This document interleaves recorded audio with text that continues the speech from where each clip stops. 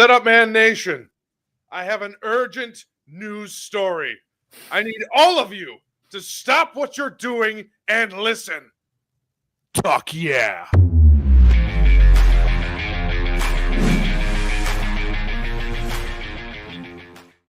Welcome into the Setup Man post-game show. If you get that reference, we can have a beer sometime. Actually, Ty, do you know the reference I just made?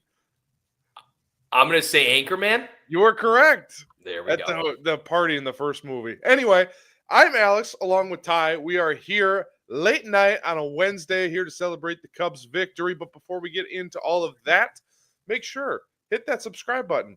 Hit that like button. Make sure, let's pump up the comments a little bit. It was a fun day at the ballpark. And announcement right off the bat, this is our last show of the week.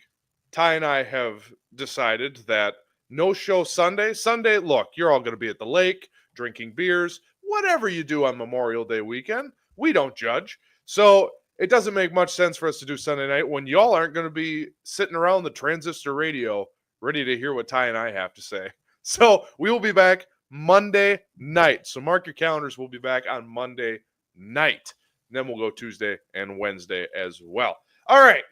Let's get into the fun stuff today. I say Tuck yeah because King Tuck is back. Another 3-hit performance, another dinger today. And he also hit the go-ahead single, question mark, late in the game because technically he doesn't get an RBI because of the error by Kyle Stowers in left field. But, Ty, make no mistake about it, King Tuck is back. He is so back. So back. Look, Monday was an 0-for performance, but as many would say that swings looked a lot better. Timing looked better, just wasn't getting the results. Tuesday came around, obviously led off the game, or technically kind of led off the game with a bang, of course, with that bomb off Weathers. And you just kind of started to see something click. And he talked about it on in yesterday's game with Taylor McGregor, where he said, like, something clicked, like something's really going to be rolling now. So talk about great timing, because with just all the news of all these different injuries and all these things that we're unfortunately hearing at this time, he is a star, and a star can carry you at times when, you know, things aren't necessarily looking on the upscale. So I'm excited to see what he can do, especially in a very big divisional series this upcoming weekend that I am ultra excited to watch. I know we'll talk about him in segment B a little bit and what he's been doing thus far, but you gotta be honest with these. Like, we gotta be honest. Like, he was the reason that they won today, in addition to another player that I cannot wait to talk about here in Block A as well. But overall, it was exciting to see our star back into the mix. Yeah, and you said it. Timing is everything, because I looked at the matchups. We're going to talk about that at the back end of the show. But Cincinnati is throwing their best 3 punches against us this weekend, but we'll talk about that in about 15 minutes or so. I know the guy you want to talk about. I do too. However, we have to talk about this young man, Mr. Cade Horton. He had himself a ball game today. Went his furthest outing in the big league so far, 5 1/3 innings, only gave up 1 earned run, which was questionable because they had a moment in the first inning where they probably should have turned 2, and Nico Horner just didn't have the awareness to turn and throw it. He thought, that guy's safe, no big deal, and didn't throw it, which ended up leading to a run. But then he made an amazing diving play to save a run. So there's that. But Cade Horton, 5 1/3, 1 earned, 3 walks, which that kind of plagued him in the minor league. So I didn't love seeing the 3 walks, but it didn't hurt him. 3 Ks, and the biggest, not stat of the day, well, I guess kind of stat of the day, but not for the choir. Choir can stay in the closet for now. 92 pitches. He finally, in his professional career, breaks the 90 pitch mark. Ty, I didn't get to see a lot of him pitching. I heard a lot of Pat Hughes and Ron Coomer on the radio while at work. So fill in the gaps for me. How did the stuff look? How did it play? How was Cade Horton effective today? Yeah, so I did watch it post work, so I was scrapping for some notes there. But overall, what I saw from Cade was a guy that really sort of had to deal with some adversity off the bat. And it felt like some of his stuff was biting, but as he got later in the counts, he would get a guy to 2 strikes, but it just felt like he was leaving some of his pitches over the middle of the part of the plate. And JD was alluding to that quite a bit.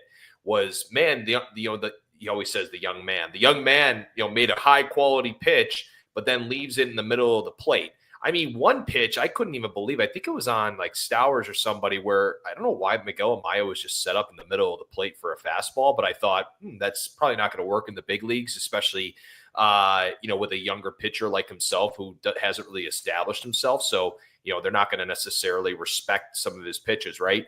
So that was a little odd. But what you noticed was, and the reason why he went out in the 6th was because of his effectiveness in the 4th and the 5th. Which was weird because normally, in the first inning, sometimes big league pitchers do struggle off the bat. But generally speaking, it's after the 2nd and 3rd time through the lineup where teams really start to get after starting pitching, unless it's just legit stuff that night. But it was weird. He really started to find his own and really started to trust his stuff. And if you noticed, he at one point, I believe it was either in the 4th or the 5th, it might have been the 5th inning, he's telling Amaya to speed up, because he was not registering the pitches fast enough because he wanted to work quick. That was very impressive. I haven't seen a young pitcher do that in a Cubs uniform in quite some time when it came to just like, this is my game. I'm owning the bump, and we're going to see how we can work it from here. So overall, I thought he was very impressive. And look, it's just like PCA and Matt Shaw. It's a young baseball player that has never played in the big leagues that is trying to find his way. And I tell you what, I like him a heck of a lot more right now than Ben Brown. Yeah, and it's funny that you mentioned that because even Pat and Ron on the radio had made a comment of, he's cutting it close to the pitch clock here. There were a couple times where they had said that. But I'm really impressed by Cade Horton's maturity. As a 23-year-old, when I was 23, I was still living at home. Like, I was just kind of slumming it. Like, and he's got his stuff together professionally. He seems like a great kid. It's just, I've been overall really impressed with his maturity. Even in the first 2 games, he gives up homers. And the Brett Beatty one in his first start kind of flipped the game there, or was threatening to flip the game. No worries. He just stayed calm, and he got the job done. And kind of like today, the first inning, bases were loaded. It's like, oh boy, it's going to be one of those days, isn't it? And he just prevailed. That he's got some stones, man. Nothing seems to rattle him. There's a little Kyle Hendricks in there. Obviously, he's got better stuff than Kyle Hendricks. Although Pete Kyle, that might be a debate, actually, as I say that out loud. I get what you're saying, though. I get what you're saying. Right. It's just he's got this calm demeanor to him that's very mature for a 23-year-old kid that is super impressive to me. Speaking of impressive, before we get to the guy we both want to talk about, I want to shout out Brad Keller because holy cow, talk about Superman to the rescue. Today, again, was so good. When an inning in 2/3, didn't strike anybody out, didn't walk anybody, no hits allowed, 17 pitches. He was unbelievable and just cemented himself at this moment in time as their best reliever, and it's not particularly close. Couldn't agree more. So really what I wanted to look at with Brad Keller was what his stat line has looked like since he had a bad outing. And what was really nice in this situation was there's a couple lines he had to go up to find out when his last bad outing was. So since April 22nd against the Dodgers, okay, where he gave up, I believe it was 4 earned. It was just not his best performance, right? 14 innings pitched, 0 earned runs, 12 strikeouts to 2 walks, only 6 hits given up, and he's still getting up to 98. Which he touched, almost, I think it was like 97.9 or something like that today. Look, there's something about I love to talk about numbers and I love to talk about, pitch styles and this and that.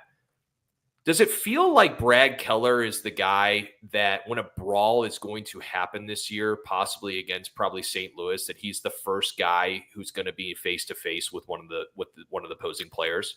That's a big cat, and I'll tell you what, if I was fighting in a back alley, he'd be on my all back alley team. He's a big cat. He's got something that just makes you he is feared on the mound. And he's not even touching 100. And I noticed this. I'm watching this. I'm like, he bullies hitters. Like, he has this bully mindset. You saw it the other day with him and Vargas kind of barking at each other. Like, this dude's not scared of anybody. And I do love that. I know that it's not an analytical number that you can measure, but there is something about presence on the mound. And I think we saw that from a guy like Cade Horton later on today. And Brad Keller shows that every single time out. I don't feel that with other arms in the pen right now, even though they are, some arms have been successful like Pomeranz and Palencia, but I feel like there's something different about this cat. And I can't express how much I wanted him to go back out in the 9th. I was just like, just let this dude bully this team because he's got him in the palm of his hands. But I get it. They wanted to probably see what Palencia can do again, and this is probably the right time for him to do it. But I thoroughly enjoyed watching him throw the baseball today. It was fun. Well, and he's not so much the expressive snorting of John Lackey, but he's got a little bit of that. That's it. Yeah. Like, he'll strike out, and there's a little bit of that shrug, and he's walking around the mound. It's like, oh, okay, big man. He hasn't earned the opportunity to probably say anything quite yet to umpires and others because John Lackey was so established at that point when he came over to the Cubs. So Keller's obviously been sort of a rebound. But I look, a guy we'll talk about in a little bit is my MVP of the day. We'll talk about him coming up next. I'd also like to give an MVP vote to Tyler Zombro because he found Brad Keller when nobody else was looking at Brad Keller. Yeah. And he's I mean, this sounds kind of nuts, but with all the injuries and stuff, you can make an argument. He's their best pitcher, period. And for what his role is, I'm not saying, he's more effective, blah, blah, blah. Just for what his role is, I mean, Matthew Boyd's would like a word maybe, but other than that, man, I don't know. He might be their best pitcher, period, which is crazy. And that was because Tyler Zombro vouched for this guy. But we are 50 minutes into the show, and this is going to be much like last night. I'm just going to clear out. Let's talk Matt Shaw. Ty's got the ball. Everyone, back up. Perimeter ball. Let's watch you go to work, young man. Well, so this kid has just been so impressive since he's come back, right? So sent to AAA on April 15th.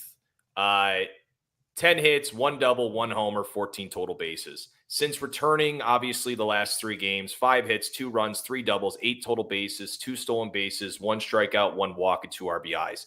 Yes, numbers that aren't exploding off the page, but you're already seeing a production that you probably wish you would have gotten a little bit earlier on. The fact that the Cubs are where they are is a testament to the rest of their ball club, but this kid's figuring it out. I have a wild stat. So I went into deep detail last night of what the Cubs got from their third base group. Do we want to bring in the choir for this? Does this urge the choir to come in? This is, I don't know. The choir is usually happy. This is not very happy to read. So choir, get out of here. Choir, stay away. So from April 15th to May 18th, in 28 games between John Birdie, Vidal Brujan, Justin Turner, and Nicky Lopez.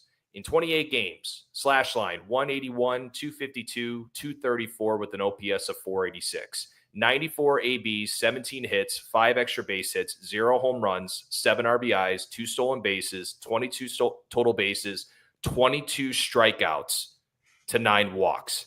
That, and we are still somehow in first place in this division. And I know it doesn't come down to one position, but I was just sitting there in awe as I read those numbers. Like, Matt Shaw has just as many stolen bases now as that entire crew did. He's already got 5 hits. They only had 17. He's already got 2. How many doubles? He's got 3 doubles. So he's already got 3 extra base hits comparatively to 5. 0 homers from that third base crew. And he's already at 8 total bases comparatively to 22. And so my thoughts are this. In my opinion, I'm going to make a claim that probably everyone will disagree with, and that is totally fine. I thought Matt Shaw was the MVP of today's game. I don't think it was Kyle Tucker. And the reason why is this. I felt like his defense over at third base saved the day for Cade Horton. Even that quote-unquote, could have been a throwing error, this and that. That play at third base that he made on that hop was tremendous, and he missed that hop earlier in the season. So he's learning from those mistakes. He made plays all day long to keep Cade in the position he was. If that ball gets past him, okay, if that ball gets past him in that first inning, I don't think it's a good start for Cade Horton because it was getting ugly pretty quick. And then Nico Horner saved the day with that amazing diving play, right? His plays throughout the day. But I see Will mentioning this in the chat, and this was what I was going to get to, was the walk he has is against Anthony Bender, who is gross. If you saw Bender's at bat versus PCA, you'll understand why. He assaulted PCA in that at bat. He steals second base, right? Of course, comes around to score on Kyle Tucker's single. Kyle Tucker produced the offense today, but Matt Shaw was the reason they won that baseball game based on the things that he's done. That's your 9-hole, and that is your future, folks. Future third baseman of the Chicago Cubs. And I am thoroughly happy for this young man. And you nailed the dismount. Yeah, no more questions, Your Honor. Like, yeah, that walk set everything up. At that point, I was able to catch a little bit when I was filling out paperwork at my desk at work.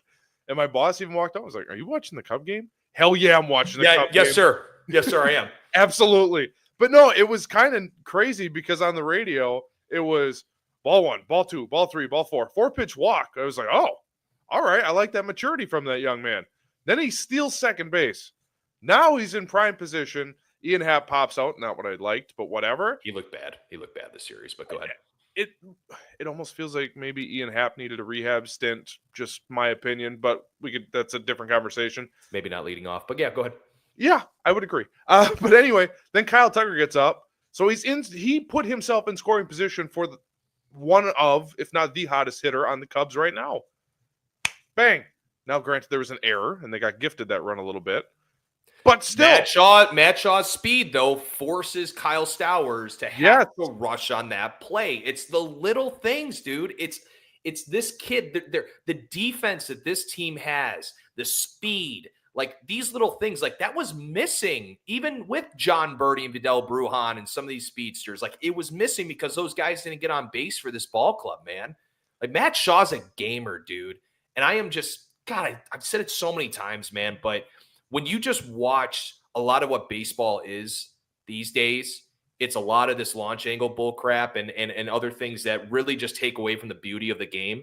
Matt Shaw is somebody that I love to watch play baseball. Not guys that are hitting bombs and other, like, I love watching Matt Shaw play the game of baseball. So just to clarify, are you saying he has the power and he has the speed? Just to clarify. You're correct, Your Honor.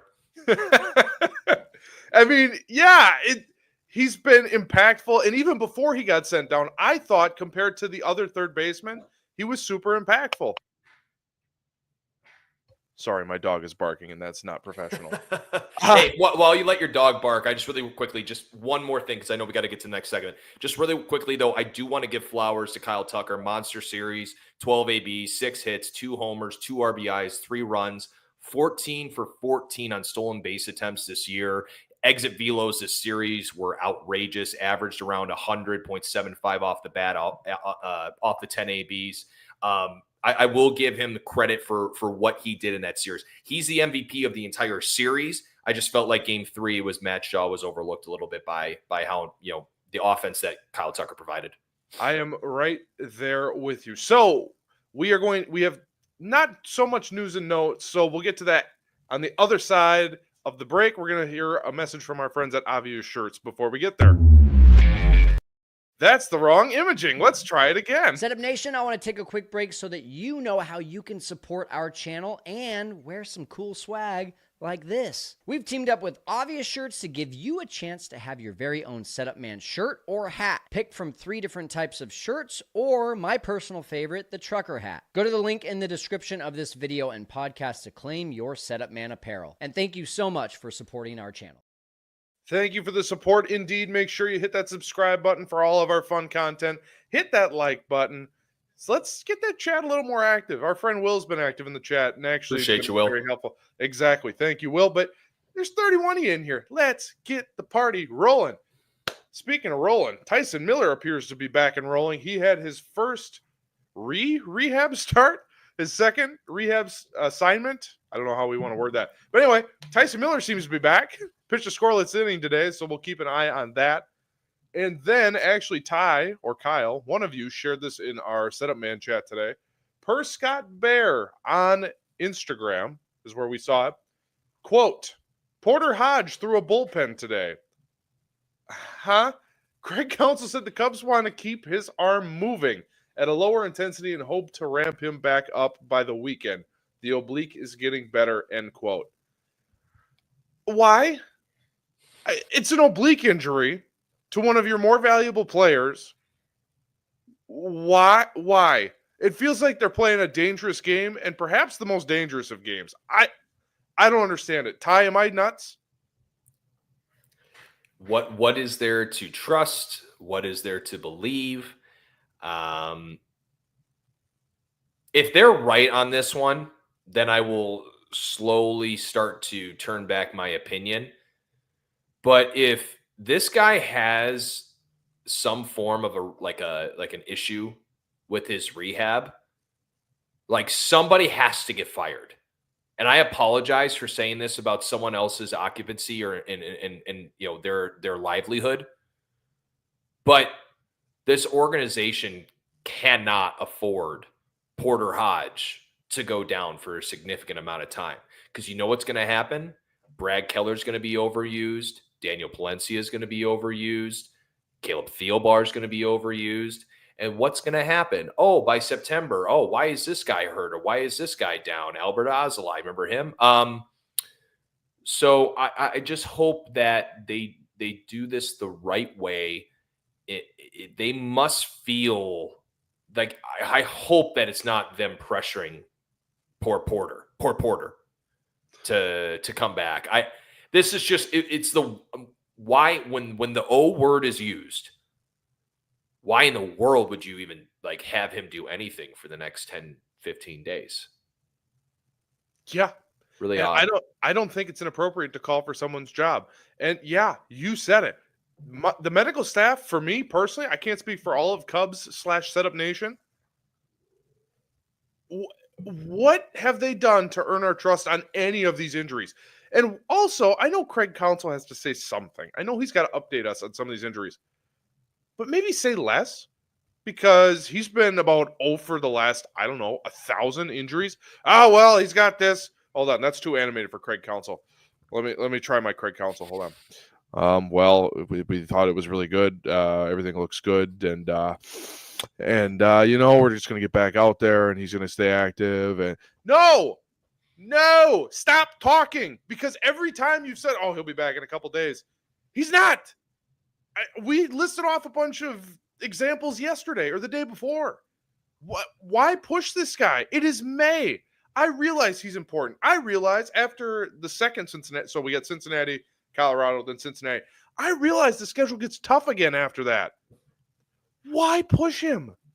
There's no point. And your bullpen at this point in time, while it's not great, it's good enough to at least get you through. But does anyone remember the curious case of Steve Cishek? Remember Joe Madden just abused that poor guy? And essentially, once he left the Cubs, his career was over because he pitched every day. There are a number of examples of this.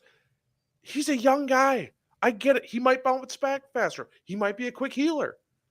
Why are you pushing him on May the 21st? It bothers me. I think it is a fireable offense, not just because I want my team and my players to all be good and healthy, but just from a medical standpoint. That can't be responsible. I don't know the laws for medicine, but Rojo Cube, thank you. It is suspect, or as the kids say, sus.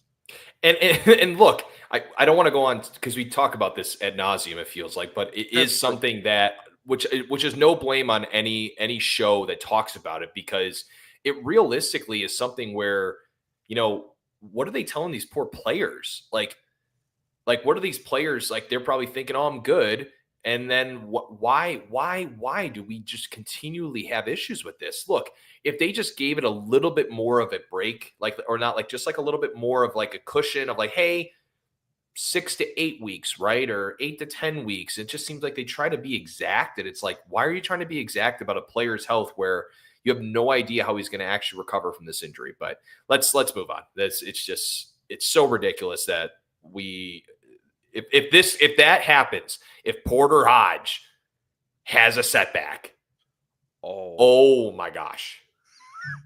You will see me have an all-time rant on this very channel. If that is the case. It's egregious. Go ahead. All right. Anyway, let's talk about good things. This weekend series. Let's preview that before we head out for the day. So, the Cincinnati Reds. We go to Great American Ballpark, a.k.a. Great American Small Park, and we got some doozies of matchups here. So let's start with Friday, Game 1 of Memorial Day weekend. We have the Cubs, quote-unquote, ace, at least for the moment, Matthew Boyd, going against the Reds' ace, Hunter Green. On the season, Matthew Boyd is 4-2 with a 2.98 ERA, 53 strikeouts on the board. Hunter Green, going for the Reds, is coming off the IL. This will be his first start since coming off of that injury list. He's 4-2 on the season with a 2.36 ERA, 61 strikeouts. He is a beast. Friday is going to be a fun game to watch until maybe the 6th inning when we're all that's all we have is one GD hit. Shout out to Bob Uecker in Major League. But that's going to be a fun one. Saturday, Colin Ray, Cubs maybe MVP of the season, 3-0 with a 2.38 ERA, 32 strikeouts on the season, going up against Andrew Abbott, who has been outstanding for the Reds this season, 3-0 with a 1.80 ERA, 43 strikeouts for the year. And Sunday, Ben Brown, hopefully redeeming himself, will be going up against Nick Lodolo, who personally I have been ultra impressed with this season. Ben Brown, 3-3 with a 5.44 ERA on the season. We know he's coming off that abysmal performance. Actually, I wouldn't even say abysmal. A confusing performance in Miami. And Nick Lodolo, 4-4 in the season with a 3.22 ERA and 49 strikeouts. So Cincinnati wants this series. We are getting their 3 best punches. Ty, how? What's the goal? How do we get there? What's the blueprint for this weekend, for a successful weekend?